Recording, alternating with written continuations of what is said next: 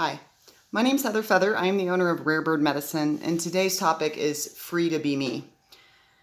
This video, often the videos and conversations, often my spirit guides will give me like a sentence, and then I just notice it on video camera and talk about the sentence for 15 minutes. But this video started as a concept last night. I was watching something and it was kind of going, macrocosmic, microcosmic, which I like to talk about a lot.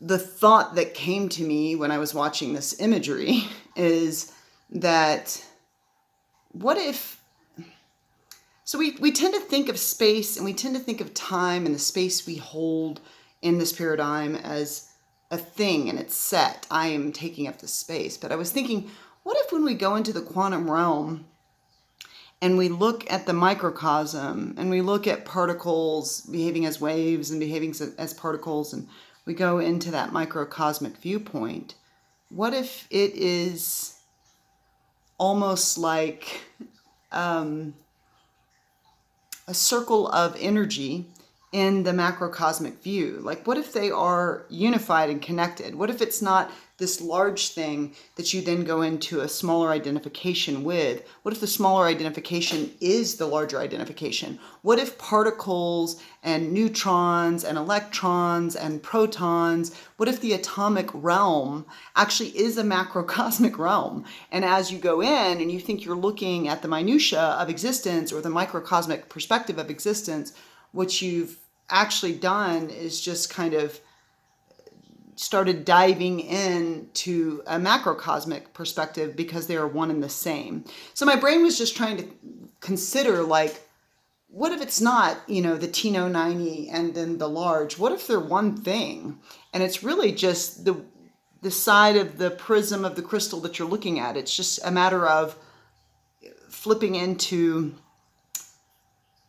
a different way of seeing the same thing. And part of what, there's a couple things that makes me think that. Part of it is a book written by Jane Roberts called Oversoul 7. Oversoul 7 gave me this perspective of you're not an individual soul and an individual body. You actually have an oversoul, an even larger perspective of your matrix. And that oversoul actually oversees multiple souls and multiple bodies. And when I garnered that perspective, it was like, oh, wow, what if we just really did pull back? What if I'm in multiple incarnations? What if I'm being burned as a witch right now, and I'm also in the future as a scientist creating blorp or whatever? You know what I mean? It's like, what if it's all occurring together, considering that for my philosophy, space and time are a delusion, because clearly we're only ever here now. It's like, yeah, that makes sense that we could be in multiple timelines. It makes sense that we could have multilocality. Particles do when they act like waves. That would make sense that the macrocosm would be a reflection of the microcosm. And is that reflection, because we can see this, you can see nebulas that look like eyeballs, right? And then you have your eyeball. So then that does that macro micro. But it's like, what if it's one thing almost looking in a mirror? I don't know. So I'm flirting with this idea, and I love Richard Bach. He's a phenomenal author. He wrote Illusions. He wrote a ton of books, but Illusions was really quintessential to my spiritual development and spiritual education. And inside of Illusions, there is another book called The Messiah's Handbook. And I am very privileged to own excerpts from Illusions. This is The Messiah's Handbook. Illusions is a book about a reluctant Messiah. He's kind of tired of the throngs of people. He's tired of being a Messiah. They refuse to hear that they are the answer, the way, and the light. And he kind of wants to give up his job because they're not listening. They're just like, you're amazing. You're a miracle worker. So he's like, let me train somebody else to do this. I don't want to do this anymore because they're not listening. And so I open sometimes the Messiah's Handbook and ask for advice for the day. And I got this to share with you. And I thought it was connected and linked to this idea of the outer is the inner is the outer. What if the quantum realm is actually the macrocosmic realm, but because of our perception causes us to assume a thing is a given thing and we can't think outside of our own box. So I always say isness is my business. My business here is to is. And today, Messiah's Handbook will talk to us about the is. The is life, love, the magnificent it at the center of your being. The is does not recognize the limitations of space-time, nor does it recognize your sorrows, fears, or beliefs.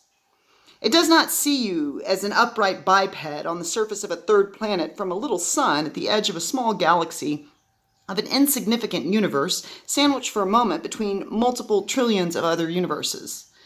It sees you reflecting itself and allows you the absolute freedom to do anything you wish except to die. Energy cannot be created nor destroyed. Of course, you can't die, but you can do anything else. You can be a serial killer, you can be a multimillionaire, you can be a service-oriented being that serves humanity. You get to choose the labels you're going to hold. You get to choose the way you're going to walk. And this is why I wanted to talk about free to be me, because if it is all just a reflection system, mirror, mirror on the wall, who's the fairest of them all? Hopefully you, be fair. Hopefully you, be fair. I mean, that word in the other, in the other way. Be fair, be kind. No, do whatever you want. You're free. But free to be me is a recognition to me of like, am I really allowing Heather Feather the freedom of her expression? I've been talking recently about no, most of my life, I have not shared my viewpoints. For example, I'm apolitical, not a popular viewpoint when it's voting time. People really want to get you on that bandwagon. And I've seen too much. I've seen Bilderberg, I've seen Zeitgeist, I've seen Zeitgeist Addendum, I've seen ETs live among us. I've seen too much information to believe that systems of pacification are a system that I want to be involved with. It doesn't mean that I'm right. It means in my realm that is just a means to appease the two-leggeds to cause them to feel empowered, and they're not ultimately making decisions. So when you have unpopular opinions, as I've been saying before, it's like you may think, I'm not free to be this. I'm not free to express this, because you can trust that everybody feels very compelled to get Heather on the voting bandwagon. And part of that is my viewpoint, although it shouldn't, can be a little bit threatening to their system. If you believe your vote counts, then if there's any validity to what I believe, then you've been wasting your life voting. So you might really need to dig in on your belief matrix and be like, I gotta make sure everyone's on this bandwagon so that it matters that I've been doing this. It's like, okay. In your reality, probably I believe in infinite multiverses. And in your reality, perhaps your vote does count. Perhaps it makes a difference. In mine, it doesn't, because this is my multiverse. And as Mark Twain once said, if voting was, something that made a difference, you would be sure that you wouldn't have that right. like they're not they're not trying to hear your voice. It's like, oh, that's a dark thought. It's a dark way to think of it. But this is part of what I'm talking about. What we think, what we believe, what we speak into our multiverse, the outer becomes a reflection of the inner. And so in my realm, I've seen too many documentations, too much about the CIA and different variant things and ways people of color and Black communities have been affected by choices the CIA has made. I've seen too many things based on my need to constantly dig and study to ignore what I've received in my multiverse. The information is in there. It's in my neural network. It's wiring and firing that way. But one of the challenges is if it's really just kind of one individuated thing experiencing a mirror of itself, the microcosm, a mirror of the macrocosm, the macrocosm, a mirror of the microcosm, then that means if you want to know why do we have war? Because we are at war with ourselves, because the individual in their multiverse chooses to be at war with the self, consciously or unconsciously. We are responsible to be stewards of our consciousness, and if you don't elect to do that, then you might just be operating on the programming you've been handed, which can sometimes lead to not a lot of fun. But if the outer is the inner, mirror, mirror on the wall, then if there is war out there, then that's because there's war in here. And this is why they say, be the change you wish to see in the world. This is why Gandhiji, Mahatma, meaning the great soul, Gandhi, said, be the change you wish to see. Because if you want peace out there, the macrocosm is a reflection of in here, the microcosm, the atomic structure of how you are shaking the web of life. You are an influencer. You are influencing all of reality by the way you choose to hold each quality of this thing called life. And you're shaking the web. And the question I ask myself is, am I shaking the web with love? Am I shaking the web with, and love includes self-love, trust. So love can include boundaries. Part of Heather's great learning is that I get to have boundaries. And it's like, ugh, I don't, my freedom-oriented soul is like, ugh, boundaries, ugh, you know? And part of love is loving myself. And loving myself includes in this dichotomy, in this duality, in this polarized realm of up, down, good, bad, right, wrong, left, right. In this dualistic realm, there are things I don't want in the garden of my life and of my mind. So then I get to choose what comes into the garden. And part of that is, it doesn't mean that I don't want to be so addicted to my own philosophy that I'm not able to expose myself to others. What I do want is to be able to completely be me when I'm staring into the eyes of diversity, which is another name for Earth School. It's a very diverse realm.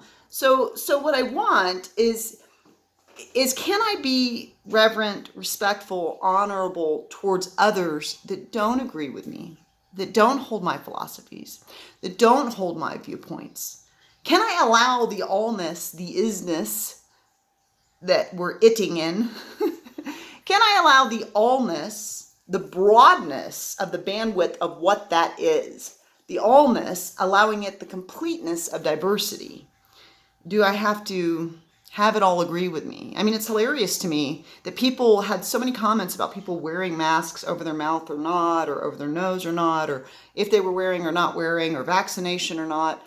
Two-leggeds often act like there's a point at which 7.9 billion people are going to have consensus on any topic. That's completely unrealistic. I mean, 7.9 billion people, in my experience, have never agreed totally and completely on any one single topic of existence throughout all of the annals of history. So we're just dealing with the facts here.